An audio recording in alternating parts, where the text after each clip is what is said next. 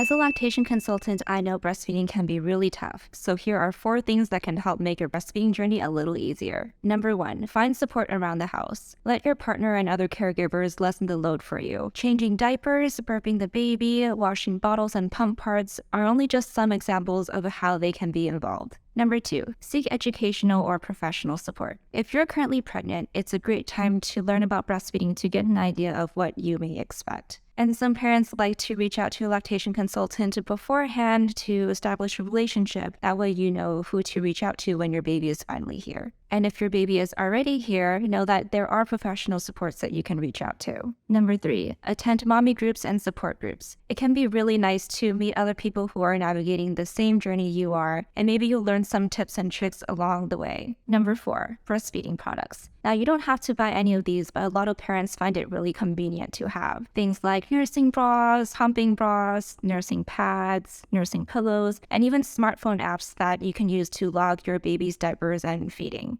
I hope these tips help you have a smoother breastfeeding journey.